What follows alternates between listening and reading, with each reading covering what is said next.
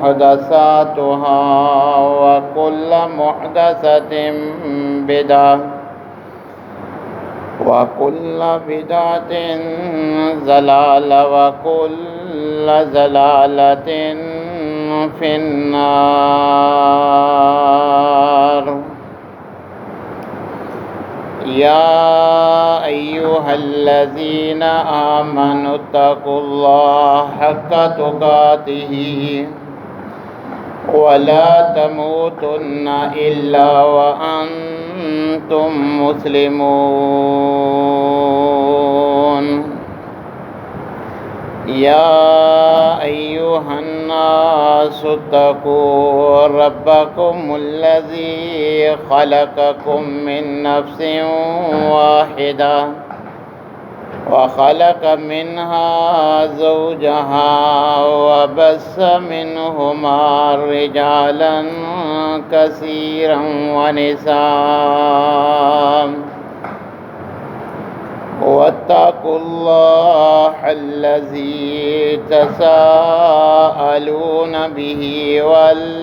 والأرحام إن الله كان عليكم رقيبا.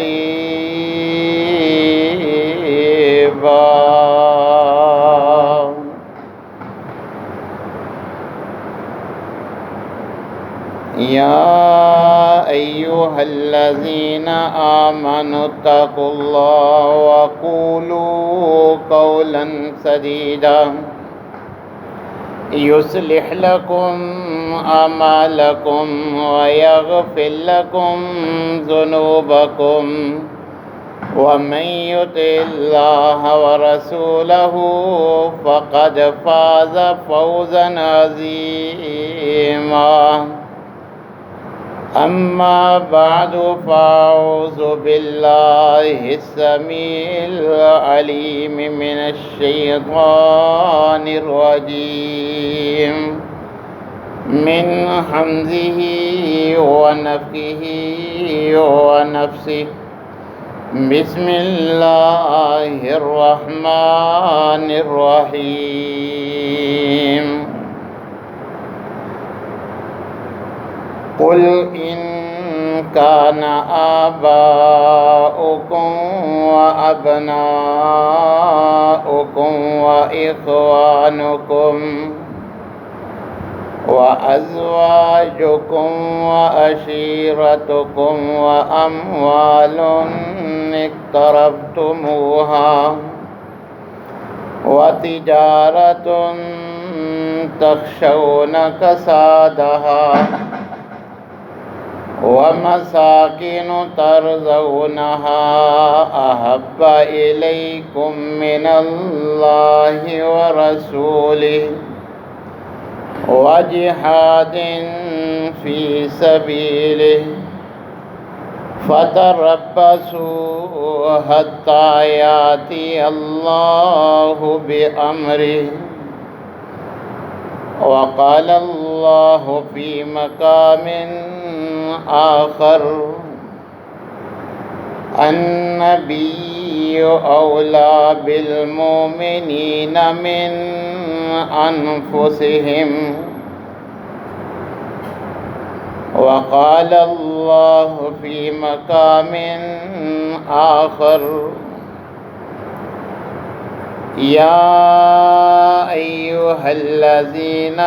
آمنوا لا تقدموا بين يدي الله ورسوله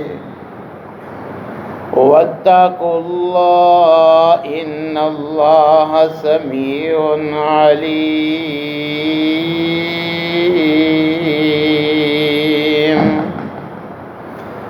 يا أيها الذين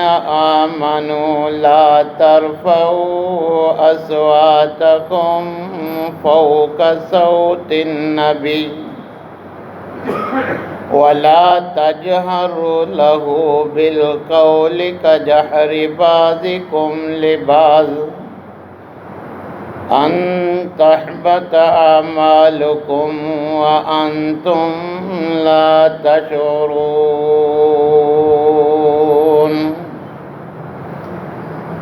وقال النبي صلى الله عليه وسلم لا يؤمن أحدكم حتى أكون أحب إليه من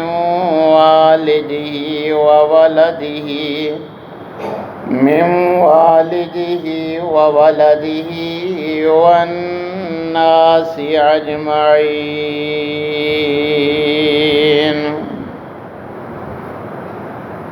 وقال النبي صلى الله عليه وسلم ثلاث من كن فيه وجد حلاوة الإيمان أن يكون الله ورسوله أحب إليه مما سواهما وأن يحب المرء لا يحبه إلا لله وأن يكره أن يعود في الكفر بعد إذ أنقذه الله منه كما يكره أن يلقى في النار. تمام قسم کی تعریفات مالک العلام ذوالجلال والاکرام وحدہ لا شریک مالکی کائنات اور خالقی ارض و سما کے لیے لاکھوں کروڑوں درود و سلام اس ہستی اقدس و مقدس کے اوپر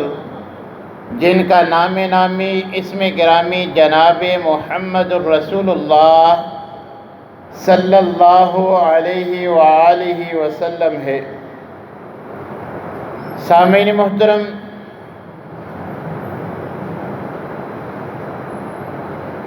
ربیع الاول کا مہینہ ہے.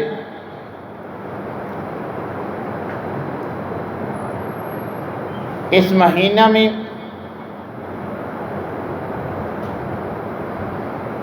ہر مسلمان نبی کریم علیہ السلام سے اپنی محبت کا انداز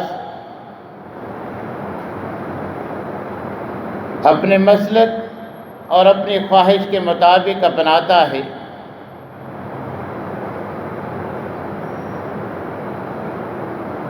مگر یہ اہم معاملہ جو ہمارے ایمان کی تکمیل اور صحت کے ساتھ مشروط ہے کہ جس عمل کے بغیر نہ ہمارا ایمان مکمل ہے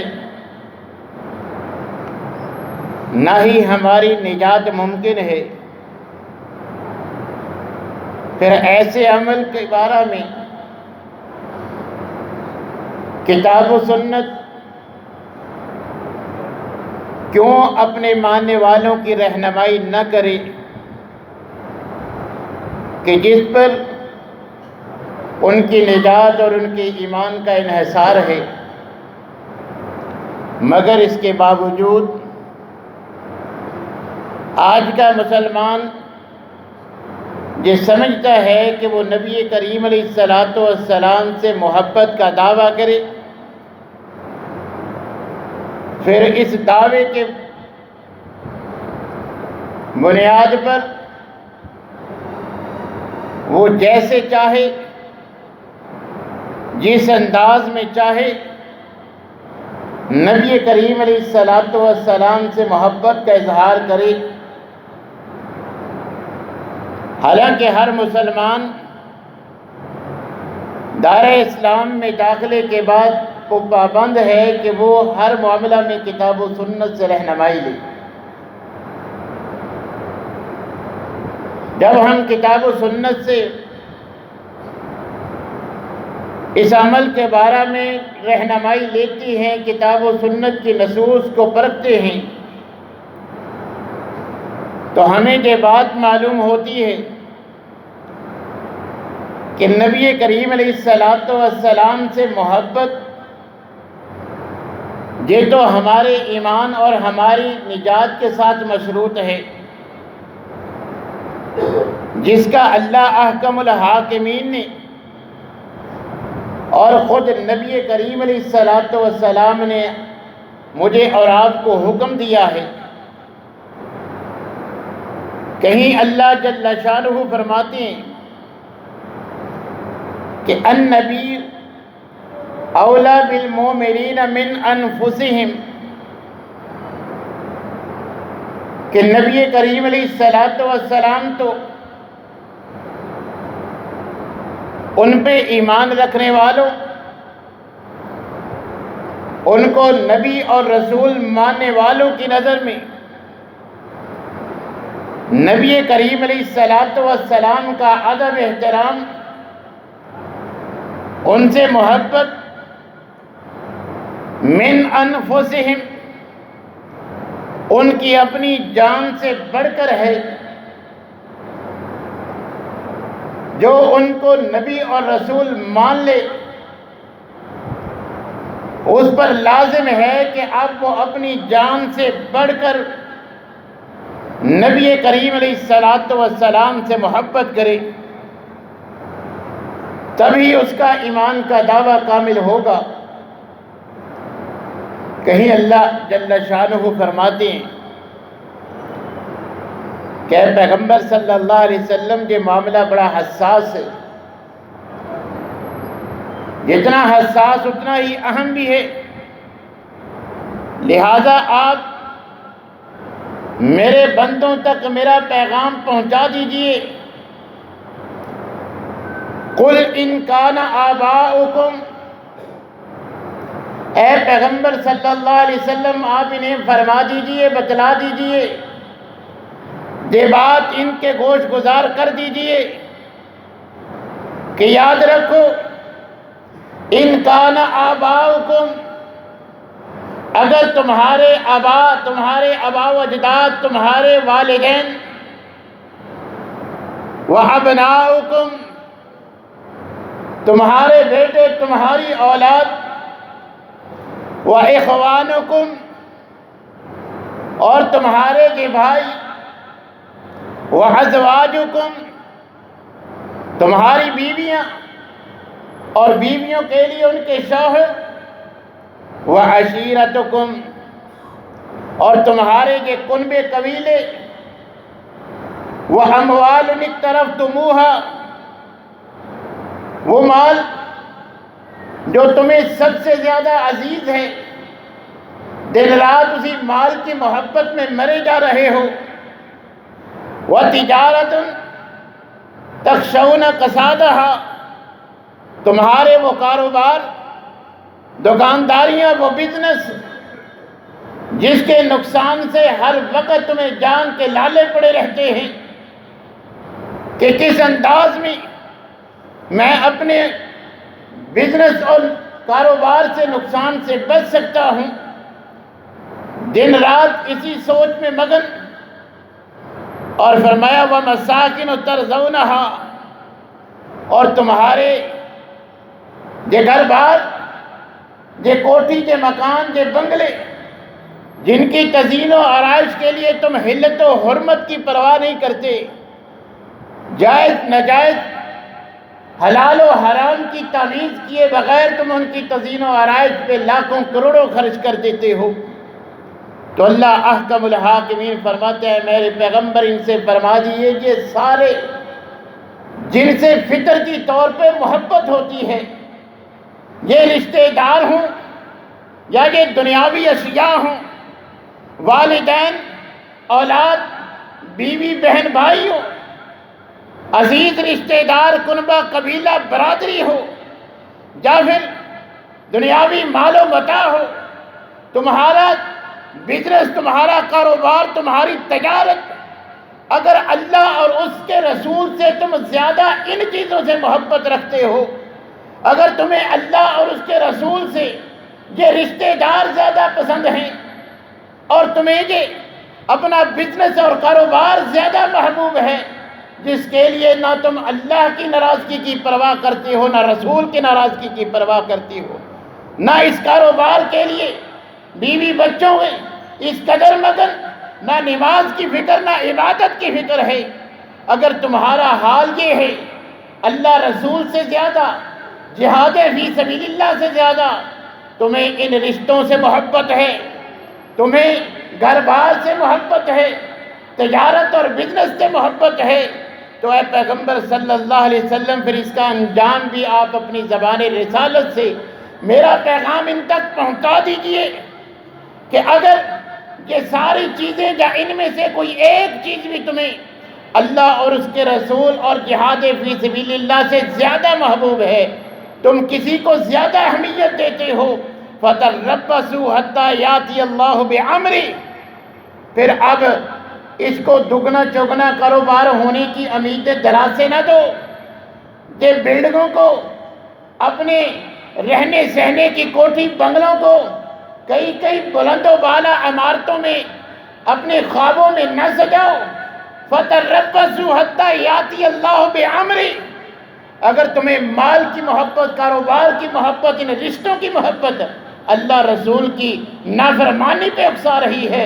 ان کی محبت میں اللہ رسول کے فرامین کو پامال کر رہے ہو، پھر تمہیں ان میں برکت، ان میں دن دگنی رات چوگنی ترقی کے خواب نہیں دیکھنے چاہیے، بلکہ اللہ کا انتظار کرنا چاہیے کہ کب آنن فانن سیلاب کے ذریعے، زلزلے کے ذریعے، چند سیکنڈ میں، چند لمحوں میں یہ سارے تمہارے بلند و بالا مکان، یہ تمہاری کوٹھیاں، تمہارے بنگلے، یہ تمہارے کاروبار، یہ تمہاری فیکٹریاں کب زلزلے کے ساتھ یا سیلاب کے ساتھ اللہ تبارک و تعالیٰ تباہ و برباد کر دے۔ اگر دکان کی فکر ہے، نماز کی فکر نہیں، نبی کریم علیہ السلام کے فرامین کو یہ سمجھ کر نظر انداز کر دیتے ہو کہ سنت ہے، کون سا فرض ہے، تو پھر اللہ کے عذاب کے لیے تیار ہو جاؤ کہ اب آیا یا کب آیا۔ کہیں اللہ احکم الحاکمین یوں فرماتے ہیں کہ یا ایھا الذین آمنوا لا تقدموا بین یدی اللہ ورسولہ، یاد رکھو دنیاوی معاملات میں تم پابند ہو اللہ رسول کی اطاعت سے، تم دار اسلام میں داخل ہو چکے ہو، اب کسی معاملہ میں بھی اب تم نے اللہ اور اس کے رسول سے آگے نہیں بڑھنا، کبھی شرعی حدود کو پامال نہیں کرنا، دنیاوی معاملہ ہو، دینی معاملہ ہو، اللہ رسول سے بڑھنے کی کوشش نہیں کرنی۔ اللہ احکم الحاکمین ہمیں پابند فرما رہے ہیں، تو اب ہم نے اپنے گریبانوں میں جھانک کر دیکھنا ہے کہ کیا میری اور آپ کی محبت سب سے زیادہ اللہ اور اس کے رسول سے، یا پھر ان دنیاوی رشتوں سے، ان دنیاوی معاملات سے؟ اگر اللہ کے گھر سے کانوں میں آواز پڑتے ہی اللہ کے گھر کی طرف قدم چل پڑے تو سمجھ لیجئے گا ہم کامیاب ہیں۔ ہمیں کاروبار سے زیادہ، بیوی بچوں سے زیادہ اللہ سے محبت ہے۔ اب اللہ کے گھر سے بلاوا گیا ہے، حی علی الفلاح، گھر میں رہو گے کامیاب نہیں ہو سکتے، بزنس پہ بیٹھے رہو گے، دفتر میں بیٹھے رہو گے، دکان پہ بیٹھے رہو گے، کامیاب نہیں ہو سکو گے۔ حی علی الفلاح، اگر کامیابی چاہتے ہو تو اب کاروبار چھوڑ کے، گھر بار چھوڑ کے مسجد کا رخ کر لو۔ جب اللہ کے گھر سے صدا آئی، اگر تو ہم اس کو قبول کر لیں، اگر تو ہم اس کو قبول کر کے اللہ کی عبادت کے لیے اللہ کے گھر میں آتے ہیں، تو ہمیں سمجھ لینا چاہیے کہ ہمیں گھر بار سے زیادہ، کاروبار سے زیادہ اللہ سے محبت ہے۔ اگر میری طرح صرف دعویٰ ہے کہ ہم ساری کائنات سے زیادہ اللہ رسول سے محبت کرتے ہیں، یہ تو میں اور آپ ہیں نا۔ حضرت عمر فاروق رضی اللہ تعالیٰ کہ جن کی ظاہری صفات اور خوبیاں دیکھ کر نبی کریم علیہ السلام فرماتے ہیں لو کان بعدی نبی لکان عمر۔ اس عمر فاروق کے اس فرمان پہ، اپنے اس عقیدے اور نظریے کے اظہار پہ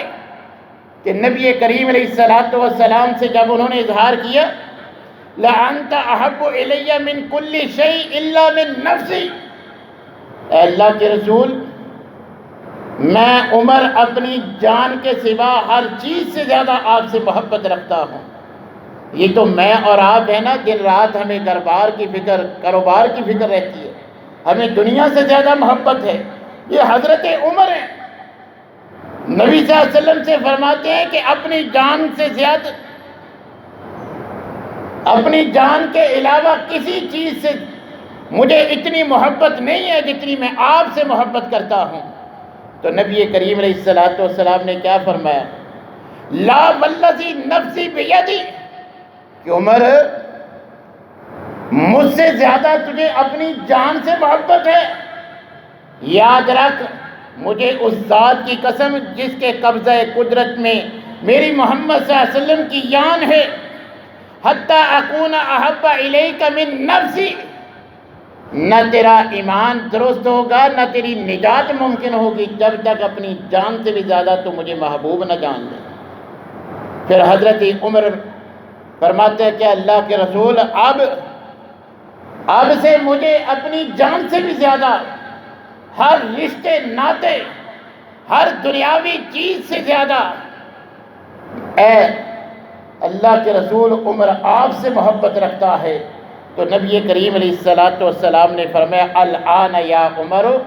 اے عمر اب کامل مومن بنا ہے۔ یہ کامل مومن کی علامت ہے کہ وہ ہر چیز سے زیادہ، اپنی جان سے بھی زیادہ اللہ اور اس کے رسول سے محبت کرے۔ اسی طرح نبی کریم علیہ الصلوۃ والسلام نے فرمایا، صحیح بخاری کے الفاظ، لا یؤمن احدکم حتی اکون احب الیہ من والدہ وولدہ والناس اجمعین، کہ تم میں سے کوئی انسان اس وقت تک مومن ہی نہیں ہو سکتا، کامل مومن بن ہی نہیں سکتا جب تک اپنی آل اولاد سے زیادہ، حتیٰ کہ ساری انسانیت سے زیادہ مجھ محمد صلی اللہ علیہ وسلم سے محبت نہیں کرتا۔ کہیں نبی کریم علیہ الصلوۃ والسلام نے فرمایا ثلاث من کن فیہ وجد حلاوت الایمان، تین صفات ایسی ہیں، تین چیزیں، تین اعمال ایسے ہیں جس میں یہ پائے جائیں، جو ان کو اختیار کر لے، اپنا لے، وجد حلاوت الایمان، وہ ایمان کی مٹھاس کو پالے گا، نماز سے لذت آئے گی، تلاوت قرآن سے لذت آئے گی، اللہ کی عبادت کے لیے دل کرے گا کہ اور کر لوں، اکتائے گا نہیں، بار بار ٹائم دیکھنے کی ضرورت نہیں پڑے گی، کوفت محسوس نہیں ہوگی۔ کس مومن کو جو اپنے اندر یہ تین صفات پیدا کر لیں؟ سب سے پہلے ان یکون اللہ ورسولہ احب الیہ مما سواہما، اللہ رسول کے علاوہ کائنات میں ہر چیز سے زیادہ وہ اللہ اور اس کے رسول سے محبت کرتا ہو، ان دونوں کے علاوہ کائنات کی جو بھی چیز ہے اس سے محبت اللہ رسول کے بعد ہو، اس کا ثانی درجہ ہونا ہے۔ اور دوسرے نمبر پر فرمایا جو یہ صفت پیدا کر لے اپنے اندر کہ ہر چیز سے زیادہ اللہ اور اس کے رسول سے اسے محبت ہو، اور دوسرے نمبر پر وَأَن يُحِبَّ الْمَرْءَ لَا يُحِبُّهُ إِلَّا لِلَّهِ، وہ اگر اللہ رسول کے بعد بھی کسی سے محبت رکھنا چاہتا ہے، وہ محبت اگرچہ اللہ رسول کی محبت کے تابع کیوں نہیں، مگر اللہ رسول کے بعد اگر کسی سے محبت رکھتا بھی ہے، وہ بھی صرف اللہ کی رضا کے لیے محبت رکھے کہ میں اس سے محبت رکھتا ہوں تاکہ اللہ احکم الحاکمین اس سے محبت رکھنے کی وجہ سے مجھ سے راضی ہو جائیں گے، مجھے پسند فرمائیں گے۔ اور تیسری صفت فرمایا کہ دار اسلام میں داخلے کے بعد اب دوبارہ اسلام کو چھوڑنا اسے اسی طرح ناپسند ہو جیسے سمجھدار انسان کو، صاحب شعور انسان کو آگ میں کودنا ناپسند ہے۔ کوئی بھی عقل مند جو جانتا ہے کہ اگر آگ میں داخل ہو جاؤں گا چند لمحوں میں جلا کر راکھ کر دے گی، وہ پسند نہیں کرتا، اپنی جان کی حفاظت کرتا ہے۔ تو جیسے اسے آگ میں کودنا ناپسند ہے، اب دار اسلام میں داخل ہونے کے بعد وہ اسلام کو چھوڑ کر کوئی اور دین اختیار کرنے کو بھی اسی طرح ناپسند سمجھے، اسی طرح اسے جو ہے وہ اوائڈ کرے، جیسے آگ دیکھ کر دور سے ہی جو ہے وہ دور بھاگنے کی کوشش کرتا ہے، کہیں میں اس کی لپیٹ میں نہ آ جاؤں۔ اب ہم اپنے گریبانوں میں جان کر دیکھیں، دعویٰ تو ہے ہمارا، ہم سب سے زیادہ اللہ رسول سے محبت کرتے ہیں، اور ہم کلمہ کا اقرار کر کے مسلمان بن کے ہم سمجھتے ہیں جنت کے ٹھیکیدار بن گئے۔ حالانکہ اس حدیث میں یہ صفت بیان ہوئی ہے، اسلام قبول کر لیا، اب غیروں کا دین، غیروں کی تہذیب اسے ایسی ناپسند ہے جیسے آگ میں کودنا ناپسند ہے۔ یہ جو ہم سمجھ بیٹھے ہیں کہ مسلمان گھر میں پیدا ہو گئے، نام مسلمانوں والا ماں باپ نے رکھ دیا، بس مسلمان معاشرے میں رہ رہے ہیں، نجات ہو جائے گی، تہذیب جیسی مرضی اپنا لیں، خوشی غمی عیسائیوں یہودیوں جو اچھا لگے اپنا لیں، خوشی غمی کے لمحات جیسے ہندوؤں جیسے ہوں، عیسائیوں جیسے ہوں، مجوسیوں جیسے ہوں، جو بھی انداز اپنا لیں، اب اس کی کوئی جو ہے وہ ہمیں نقصان نہیں ہے۔ یہ تو میری اور آپ کی سوچ ہو سکتی ہے۔ کامل مومن ایمان کی مٹھاس ملتی اسے ہے جو اب مسلمان ہو گیا، اب اسلام کے علاوہ غیر مسلموں کی تہذیب بھی اسے ایسے ہی ناپسند ہے، ان جیسی وضاقتہ بھی ویسی ناپسند ہے جیسے اسے آگ میں کودنا ناپسند ہے۔ مگر افسوس کہ نبی کریم علیہ السلام کی محبت کے، آپ سے عشق کے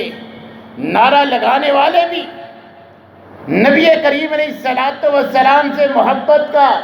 آپ سے عقیدت کا جو انداز اپناتے ہیں، وہ وہی انداز ہوتا ہے جس کو ختم کرنے کے لیے، جس کو روکنے کے لیے، جس سے باز رکھنے کے لیے نبی کریم علیہ السلام کو بھیجا گیا تھا۔ بڑے فخر سے بیان کرتے ہیں کہ نبی صلی اللہ علیہ وسلم کی ولادت کے بعد مجوسیوں کا آتش کدہ بجھ گیا۔ واقعتاً نبی صلی اللہ علیہ وسلم کی آمد کا ایک مقصد یہ بھی تھا کہ دیگر غیر اللہ کی طرح جو اللہ کو چھوڑ کر آگ کی پرستش کر رہے ہیں، ان کو بھی دعوت دے کہ یہ تو اللہ کی مخلوق ہے، آگ اپنے ہاتھوں سے جلاتے ہو، یہ تمہارے ہاتھوں سے جلنے والی آگ یہ معبود نہیں ہے، یہ عبادت کے لائق نہیں ہے، سجدے کے لائق نہیں ہے، یہ تمہاری بگڑی نہیں بنا سکتی، خود اس کا بھی خالق اللہ ہے، اللہ کے حکم کی پابند ہے، اور جس کی تاثیر جلا کر راکھ کر دینا ہے، اگر یہ اپنی اس تاثیر پہ اختیار رکھتی ہوتی تو جناب اسماعیل علیہ السلام کو چند سیکنڈ میں جلا دیتی، حضرت ابراہیم علیہ السلام کو چند سیکنڈ میں جلا دیتی، مگر کئی دن کی سخت ترین آگ صرف اللہ کے ایک حکم سے، یا نار کونی بردم و سلاما، کہ آگ سن لے، جلانے کی قوت میں نے بخشی ہے، میں نے تجھے یہ اختیار بخشا ہے، تجھ میں تاثیر میں نے ڈالی ہے، اب میرا حکم ہے کہ تو نے گرم نہیں ہونا بلکہ سرد ہونا، سرد بھی سلامتی والی، کہ سردی کی وجہ سے بھی ان کو اذیت نہ ہو۔ تو مگر یہی مسلمان کہ نبی صلی اللہ علیہ وسلم تو مجوسیوں کو آگ کی پرستش سے منع کرنے کے لیے آئے ہیں، یہ مشعل بردار جلوس نکلتے ہیں، مسلمان آگ جلا کر ریلیاں جلوس نکالتے ہیں، آتش پرستوں کی ہو مشابہت اختیار کرتے ہیں، کس وجہ سے؟ کہ پیغمبر کی آمد کی خوشی منائی جا رہی ہے، نبی کریم علیہ السلام کی آمد کا انداز یہ ہے جو مجوسیوں والا ہے، اور کہیں وہی جو حضرت عیسیٰ علیہ السلام کی ولادت کی خوشی میں، جو عیسائی حضرت عیسیٰ کی ولادت کی خوشی میں جو انداز اپناتے ہیں، یہ مسلمان اگر ہم نے حضرت عیسیٰ علیہ السلام کے ماننے والوں کے نقش قدم پہ چلنا ہوتا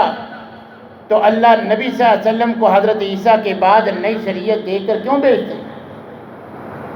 تو نبی صلی اللہ علیہ وسلم تو آئے تھے ان لوگوں کی اصلاح کے لیے کہ وہ بدبختوں جو تمہارے عقائد ہیں حضرت عیسیٰ کا ان سے کوئی تعلق نہیں ہے، جو ان کے بارے میں تم عقیدہ رکھتے ہو یہ بھی غلط ہے، جو تمہارا طرز عمل ہے یہ بھی غلط ہے۔ مگر آج وہ کرسمس ٹری سجاتے ہیں، ہم درخت نہیں سجاتے، ہم مساجد سجا لیتے ہیں، بازار سجا لیتے ہیں۔ جو حضرت عیسیٰ علیہ السلام کی ولادت کے انداز عیسائی اپناتے ہیں، آج کا مسلمان نبی صلی اللہ علیہ وسلم سے محبت اور عقیدت میں وہی انداز اپنائے ہوئے نظر آتا ہے۔ تو میرے بھائیو، نبی کریم علیہ السلام سے جب محبت ہمارے ایمان اور نجات کا لازمی جز اور لازمی جو ہے وہ شرط ہے، نہ ہم کامل مومن بن سکتے ہیں، نہ ہم کامیاب ہو سکتے ہیں، جنت میں جا سکتے ہیں جب تک نبی صلی اللہ علیہ وسلم سے سچی محبت نہ ہو۔ تو کیا ہمیں ہمارے دین نے محبت کا انداز نہیں بتلایا؟ اور یہ جو ہم محبت کا دعویٰ کرتے ہیں اس کے کچھ تقاضے بھی تو ہوتے ہیں۔ ماں بیمار ہے، دوائی کے لیے روز کہتی ہے، ٹال مٹول ہوتی ہے، آج لے آؤں گا، آج بھول گیا، کل لے آؤں گا، اور پھر دعویٰ کیا ہے کہ میں آپ سے بہت محبت کرتا ہوں۔ باپ سے دعویٰ ہے محبت کا، وہ کوئی بات کہے غیر شرعی بھی نہ ہو، شریعت کے دائرے میں کوئی حکم دے، وہ حکم ماننے سے انکار کر دے، دعویٰ کرے کہ ابا جان میں آپ پہ جان بھی قربان کر دوں گا۔ کوئی باپ ایسی اولاد کو کوئی فرما بردار سمجھ سکتا ہے؟ کوئی اس کے محبت کے دعوے کو سچ مان سکتا ہے کہ میری بات مانتا نہیں ہے؟ جو میری ضرورت ہے روز میں اس کو کہتی ہوں، وہ میری ضرورت کی ادویات تو مجھے لا کے نہیں دیتا، بس روز جب ملتا ہے، جب سامنے آتا ہے،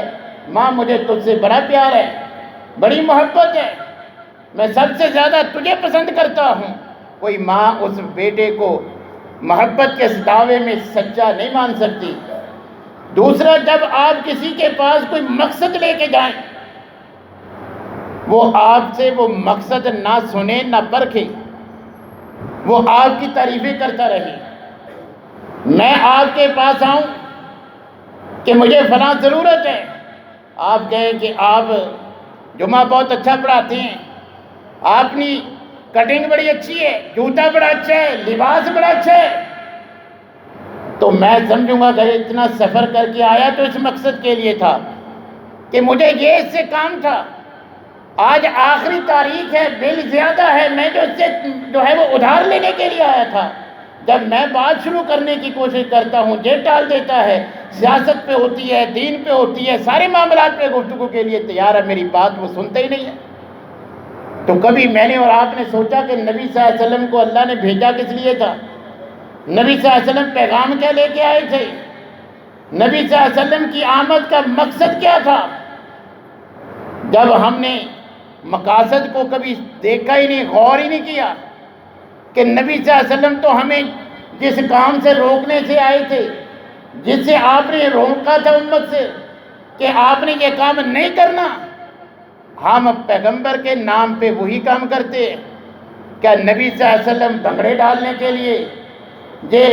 میوزک پہ ڈانس کرنے کا حکم دینے کے لیے آئے تھے، یا ان چیزوں کو ختم کرنے کے لیے آئے تھے؟ جو پیغمبر کے لہو و لعب کی چیزوں کو دور کرنے کے لیے آیا تھا۔ ان ساری خوشی کے ان سارے طور طریقے جو یہودیوں عیسائیوں نے غیر مسلم نے اپنائے ہوئے تھے، جو پیغمبر ان کے خاتمے کے لیے آیا تھا کہ خوشی بھی اللہ کی طرف سے، غمی بھی اللہ کی طرف سے، تم نے سجدہ ریز ہونا ہے، بھنگڑے نہیں ڈالنے۔ اب اسی پیغمبر کی آمد کے نام پہ جو ہے وہ رقص ہوتا ہے، ڈانس ہوتا ہے، جو ہے وہ میوزک چلائے جاتے ہیں۔ تو میرے بھائیو، نبی کریم علیہ السلام سے محبت کا یہ تقاضا ہے کہ ہم جیسے ان پہ ایمان لائیں، ان کی تعظیم، ان کا ادب احترام، ان پہ کثرت کے ساتھ درود اور ان کی عزت عظمت خود بھی کریں، اس کا دفاع بھی کریں، اور اس کے ساتھ ساتھ جیسے اللہ نے ہمیں حکم دیا ہے جب ہم نے کسی بات پہ جو ہے وہ تنازع ہو جائے تو نبی کریم علیہ السلام کو حکم اور فیصل ماننے، فَإِن تَنَازَعْتُمْ فِي شَيْءٍ فَرُدُّوهُ إِلَى اللَّهِ وَالرَّسُولِ، ہم فیصلہ حدیث کے مطابق، قرآن کے مطابق کرنے والے بن جائیں۔ چاہیے تو یہ تھا، نبی صلی اللہ علیہ وسلم سے محبت کا تقاضا تو یہ تھا، خود نبی صلی اللہ علیہ وسلم نے بھی سچی محبت کی نشانی یہی بتلائی ہے، من احب سنتی فقد احبنی، جس نے میری ذات کے ساتھ ساتھ میری بات سے بھی محبت کی اس نے حقیقت میں مجھ سے محبت کی۔ جو اس انداز میں مجھ سے محبت کرے گا کان معی فی الجنہ، اس کی محنت رائے گا نہیں جائے گی، کل جنت میں میرا ساتھ اس کو ملے گا۔ تو میرے بھائیو، صحابہ سے بڑھ کر نبی صلی اللہ علیہ وسلم سے محبت کرنے والے کون ہو سکتے ہیں؟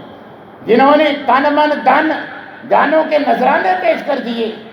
تو وہ صحابہ کرام کی محبت کا انداز کیا تھا، جن کی محبت کے انداز کو اللہ نے اس قدر قبول فرمایا کہ زبان رسالت سے ذریعے ان کی زندگی میں ان کو کامیابی کا سرٹیفکیٹ عطا فرما دیا کہ میں تم سے راضی ہوں، یہ جو تم نے میرے محبوب سے محبت کا انداز اپنایا ہے، میں اللہ اس انداز سے راضی ہوں۔ اب ان صحابہ کا انداز یکسر ہم نظر انداز کر دیتے ہیں، یہ جیسے جس کے جی میں جو آتا ہے محبت کا انداز، یہ آپ جانتے ہیں کہ آج تک کسی نے بھی سالگرہ منانے کی کوئی تحسین نہیں کی ہوگی، خالصتاً ہندوؤں والا کام ہے۔ مگر افسوس کہ مساجد سے تو ہندوؤں کا، نبی صلی اللہ علیہ وسلم کا یہ فرمان عام ہونا چاہیے تھا، من تشبہ بقوم فہو منہم۔ ہم نبی کی محبت کے نعرہ لگا کے اتنے عقیدت میں اندھے ہو گئے ہیں کہ مساجد میں کیک کاٹے جاتے ہیں، سالگرہ منائی جاتی ہے پیغمبر کی۔ نبی صلی اللہ علیہ وسلم تو جو اچھا کام بھی ہوتا ہے، اب نفلی روزہ رکھنا اچھا کام ہے، پتہ چلا کہ اس دن یہودی روزہ رکھتے ہیں نفلی۔ نبی صلی اللہ علیہ وسلم نے فرمایا حضرت موسیٰ سے تعلق تو ہمارا ہے، یہ تو نہ ان کے عقیدے پہ ہے نہ ان کے عمل پہ ہیں، یہ تو صرف بناوٹی ہے، اصل تو حقدار ہم ہیں ان سے محبت کا دعویٰ کریں، لہذا ہم ان کی نجات والے دن روزہ رکھیں گے، مگر ساتھ کیونکہ اب ان کے ساتھ ہم نے ڈفرنس بھی کرنا ہے تو ہم 9 کا بھی روزہ رکھیں گے۔ ہر اچھے کام میں بھی نبی صلی اللہ علیہ وسلم نے یہودیوں سے، عیسائیوں سے جو ہے وہ مماثلت نہیں کی، اور واضح طور پہ الفاظ موجود ہے، من تشبہ بقوم فہو منہم، جو وہ انداز اپنائے گا اس کا انہی سے شمار ہوگا۔ ہماری ہر معاملہ میں نبی صلی اللہ علیہ وسلم نے تفریق کی ہے، حتیٰ کہ جب اذان کا معاملہ آیا نا تو ایک رائے یہ بھی تھی، جیسے وہ ٹل کھڑکاتے ہیں، ناقوس بجاتے ہیں، ہم بھی ویسے کوئی مختلف ان سے آواز ہو جائے اسی طرح کا کوئی آلہ ایجاد کر لے، نبی صلی اللہ علیہ وسلم نے قبول نہیں کیا۔ تو یہ جشن آمد رسول پہ یہ موٹر سائیکلوں کے سلنسر نکال کے یہ ہوٹر، یہ گاجے، یہ باجے، یہ اس طرح جو ہے وہ شور شرابے بازاروں میں، یہ میرے بھائیوں کس دین سے، یہ جو سارے معاملات، جو طرز عمل آج کا مسلمان اپناتا ہے، نہ اس کا دین سے کوئی تعلق ہے، نہ یہ کوئی بھی انداز نبی صلی اللہ علیہ وسلم کو پسند ہے۔ نبی صلی اللہ علیہ وسلم نے فرمایا کہ جو میری ذات سے محبت کرتا ہے وہ میری بات سے بھی محبت کرے، جو ذات اور بات دونوں سے محبت کرے گا وہ حقیقت میں مجھ سے محبت کرنے والا ہے۔ تو میرے بھائیوں، نبی کریم علیہ السلام سے ہمیں محبت کا وہی انداز اپنانا چاہیے جو صحابہ کرام نے اپنایا، جو اللہ اور اس کے رسول کا پسندیدہ ہے، جس انداز سے خوش ہو کے اللہ نے صحابہ کو جنت کے ان کی زندگی میں جو ہے وہ سرٹیفکیٹ عطا کر دیے۔ اگر ہم بھی ان کے نقش قدم پہ چلیں گے تو ہمارا بھی انجام صحابہ جیسا ہوگا۔ اگر اپنی خواہش کی پیروی میں غیر مسلموں والے سارے طور طریقے اپنائیں گے تو پھر ہمارا انجام بھی بلا کر ان غیر مسلموں والا ہوگا۔ اللہ تبارک و تعالیٰ سے دعا ہے کہ اللہ تعالیٰ ہمیں کتاب و سنت کے مطابق نبی کریم علیہ السلام سے سچی محبت رکھنے کی، اور جو محبت کے تقاضے ہیں ان کو بھی پورا کرنے کی توفیق عنایت فرمائے۔ وآخر دعوانا